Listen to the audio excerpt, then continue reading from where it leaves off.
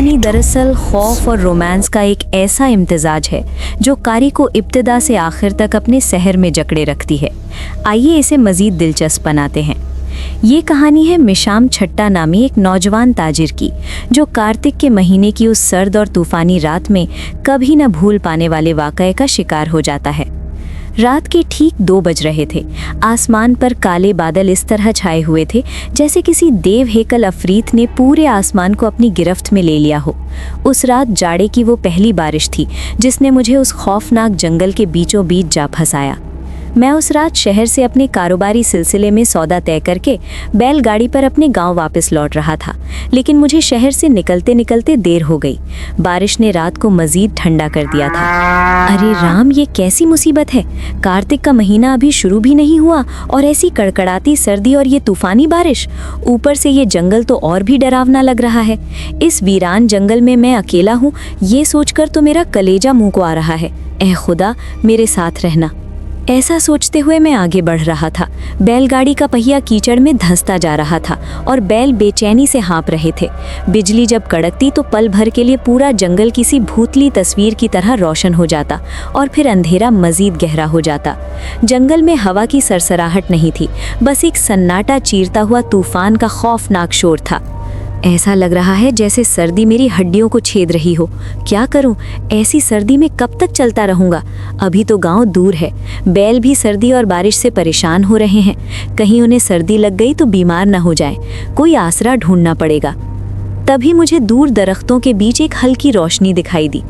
अरे वो क्या है? इतनी काली रात है और इस वीराने में, इस घने जंगल के बीच एक डेरा या फिर कुछ और? चलकर देखता हूँ, क्या पता कोई मदद मिल जाए।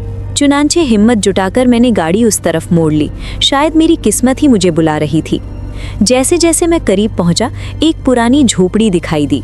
उसकी फूस की छत पर पानी इस तरह गिर रहा था जैसे कोई जोर जोर से रो रहा हो।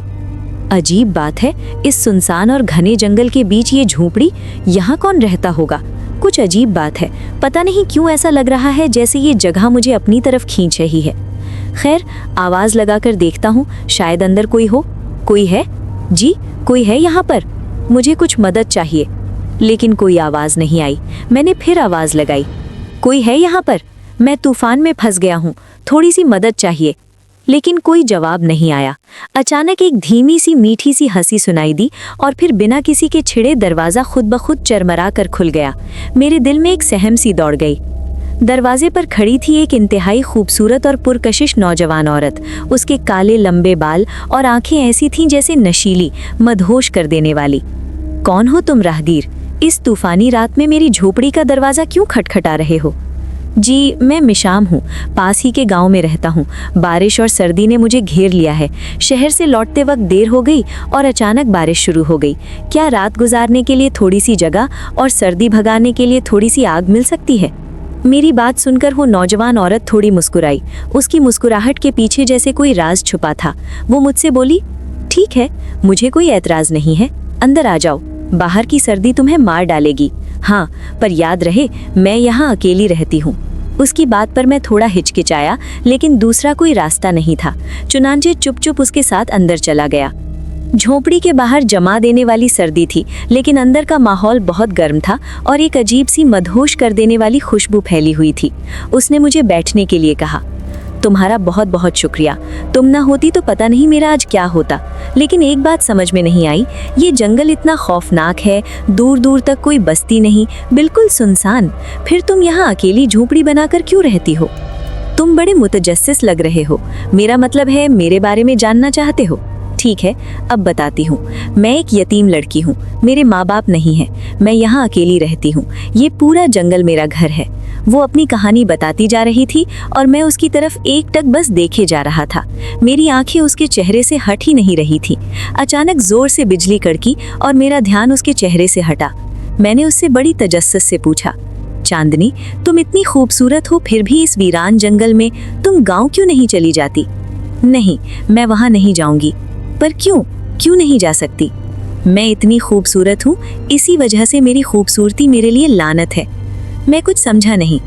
माँ बाप के मरने के बाद गांव में हर कोई मुझे अजीब सी नज़रों से देखने लगा था और गांव के कुछ बदकमाश लड़कों ने मेरा वहाँ रहना मुश्किल कर दिया था। इसीलिए मैंने अपना गांव छोड़ दिया और यहाँ वीरान जंगल में आकर रहने लगी। मैं यहाँ खुश हूँ, मुझे यहाँ वो सब मिलता है जो मुझे चाहिए। इतना कहकर चांदनी ने मेरी तरफ कुछ अजीब सी नज़रों से देखा। उसकी बात सुनकर मेरे दिल में एक तूफान उठ खड़ा हुआ। मुझे चांदनी पर तरस नहीं बल्कि एक अजीब से कशिश महसूस हो रही थी। मैं जानता था कि अकेला उसकी झोपड़ी में इस तरह रात गुजारना मुनासिब नहीं है, लेकिन मेरी मजबूरी और चांदनी का सहर मुझे रोक ना पाए। मैंने उसका हाथ अपने हाथ में लिया और बोला, नहीं, तुम अकेली नहीं रहोगी चांदनी, आज से मैं तुम्हारे साथ हूँ। तुम मेरे गांव चलो, मेरे साथ, मेरे घर। मेरे रहते तुम पर कोई आंख उठाकर नहीं देख सकता। लेकिन क्या ये मुनासिब होगा? गांव वाले क्या कहेंगे? क्या मेरा आपके साथ यूं रहना ठीक होगा? और अभी अभी तो आप मुझसे मिले हो। हाँ, अभी मिला हूँ, लेकिन ऐसा लगता है जैसे मैं तुम्हें सदियों से जानता हूँ। एक बात कहना चाहता हूँ, अगर तुम्हें ऐतराज़ ना हो तो मैं तुमसे शादी करना चाहता हूँ। फिर गांव में तुम्हें कोई कुछ नहीं कहेगा। चांदनी, तुम मुझे बहुत पसंद हो। चांदनी ने अपना हाथ छुड़ा लिया और एक पल के लिए उसकी आंखों में एक खतरनाक चमक आई जो फौरन गायब हो गई। आप सोचते होंगे कि मैंने आपके लिए दरवाज़ा क्यों खोला। शायद आप ही मेरी किस्मत है। ठीक है, मुझे कोई ऐतराज़ नहीं है। मैं आपके साथ आपके गांव चलूंगी। इतना कहकर वो दूसरे कमरे में जाकर सो गई और मैं भी चारपाई पर लेट गया। उस रात मुझे नींद नहीं आई। मैं बस चांदनी के बारे में ही सोचता रहा। मैं उसके शहर में पूरी तरह डूब चुका था। बाहर बारिश धीमी हो चुकी थी, लेकिन मेरे दिल में एक तूफान बरपा था। अगली सुबह बारिश रुक चुकी थी और सूरज की पहली किरण जंगल को अपनी हल्की रोशनी से नहला रही थी। मैंने चांदनी को अपने साथ बैलगाड़ी पर बिठाया और गांव की तरफ चल पड़ा। मैं अपने गांव के दरवाजे पर पहुंचा ही था कि एक बुजुर्ग आदमी ने मुझे टोका।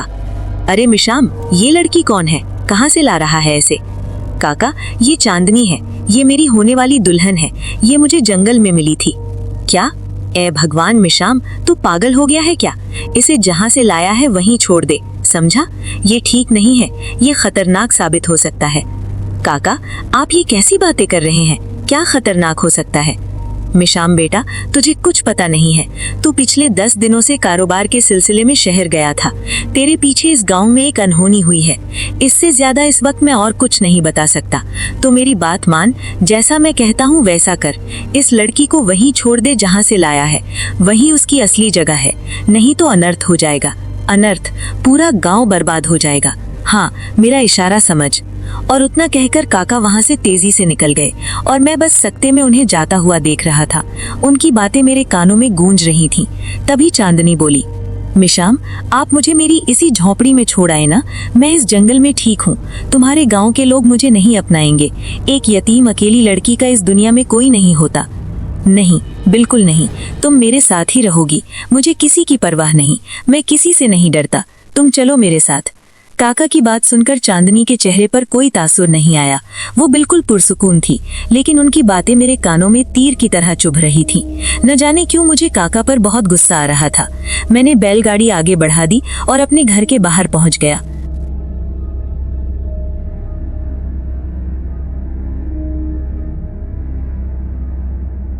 आओ अंदर चलो।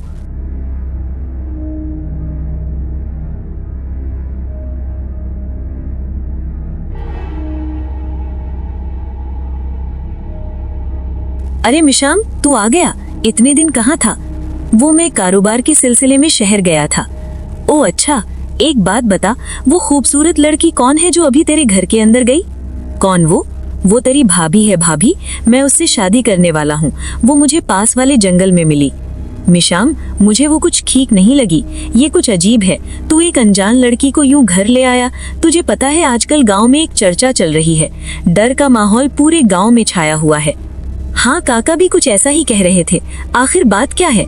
मैं बताता हूँ, तू जरा मोहतात रहना। लोग कह रहे हैं कि गांव के आसपास के इलाके में कोई रूह है। अरे रामेश, तू अभी जा, मैं तुझसे बाद में मिलता हूँ। ठीक है, थोड़ा मोहतात रहना। पता नहीं गांव में ऐसा क्या हो गया। अभी 10 दिन पहले तो सब ठीक था। मेरे शहर जाने के बाद ऐसा क्या हुआ है यहाँ जो सब इतने डरे हुए हैं?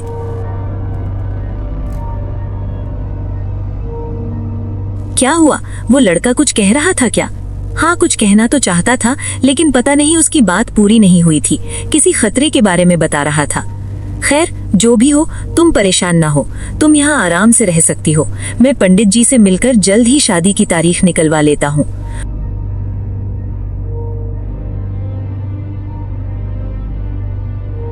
उस रात मैं अपने कमरे में लेटा हुआ था। मैं अपने बिस्तर से उठा और चांदनी के कमरे में गया, ये देखने के लिए कि वो सोई है या नहीं। चांदनी गहरी नींद में सो चुकी थी। गहरी नींद में सोती हुई वो और भी ज्यादा पुरकशिश लग रही थी। मैंने उसे दिल भर कर देखा और अपने कमरे में आकर सोने की कोशिश करने लगा। अचानक फिर से बारिश शुरू हो गई।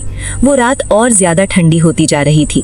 चांदनी के बारे में सोचते हुए मुझे पता ही नहीं चला कि कब आंख लग गई, लेकिन मेरी वो सुकून भरी नींद जल्द ही बेचैनी में बदलने वाली थी और मैं बिल्कुल अनजान था।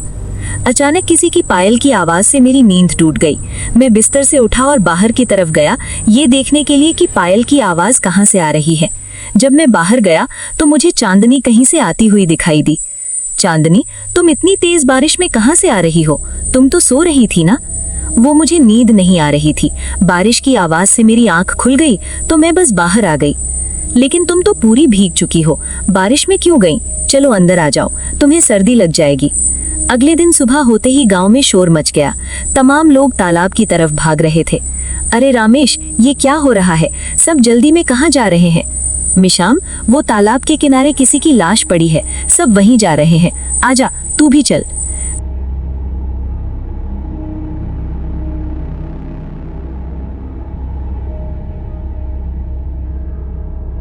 मैं रामेश के साथ तालाब पर गया तो वहां का मंजर देखकर मेरी रूह कांप गई। तालाब के किनारे उन्हें काका की लाश पड़ी थी जो मुझे गांव के दरवाजे पर मिले थे। उनका चेहरा बिल्कुल सफ़ेद पड़ चुका था। ऐसा लग रहा था जैसे किसी ने उनके जिस्म से पूरा खून चूस लिया हो। तभी कुछ लोग बोले, अरे ये क्या हो गया? काका की ऐसी मौत हो ना हो, ये उसी का काम है। अब तो गांव में डर का माहौल बढ़ता जा रहा है। रात को घर से बाहर निकलना महफूज नहीं है। अरे लेकिन हुआ क्या है? कोई मुझे बताएगा? सब लोग किस बारे में बात कर रहे हो और काका की ये हालत किसने की? मिशाम, आजकल गांव के आसपास किसी पिशाचिनी का वास हो गया है। तुझे पता है, जाड़े की इन काली रातों में वो एक खूबसूरत छलावा बनकर घूमती है। कहते हैं कि वो अपनी मीठी मीठी बातों में लोगों को फंसाकर मार डालती है और उनका सारा खून पी जाती है। हो ना हो, ये उसी पिशाचिनी का काम है। लेकिन ऐसे हादसे तो गांव के बाहर उस जंगल के इलाके में हो रहे थे। ये पहला मौका है कि गांव के अंदर ऐसा हादसा हुआ है। इसका मतलब है कि वो पिशाचिनी हमारे गांव में आ चुकी है। मिशाम, तेरे साथ वो अनजान लड़की थी ना? तुझे पता है वो कौन है, कहाँ से आई है? काका ने मुझे उसके बारे में कल बताया था। क्या पता वो पिशाचिनी उस लड़की का रूप बनाकर तेरे साथ हमारे गांव में तो नहीं आ गई? नहीं, मेरी चांदनी ऐसी नहीं है। तुम लोग ये कैसी बात कर रहे हो? वो बेचारी तो यतीम है, जंगल में एक झोंपड़ी बनाकर वहीं रहती थी। इसकी इस सब में क्या गलती है? मिशाम, तुझे एक अनजान लड़की पर इतना भरोसा नहीं करना चाहिए। मैं चलता हूँ, मेरी बात पर गौर जरूर करना। इसी रात मैंने चांदनी को फिर से बाहर जाते देखा। जब मैंने पूछा तो बोली कि उसे घुटन सी महसूस हो रही है, इसीलिए बाहर थोड़ी हवा लेने जा रही है।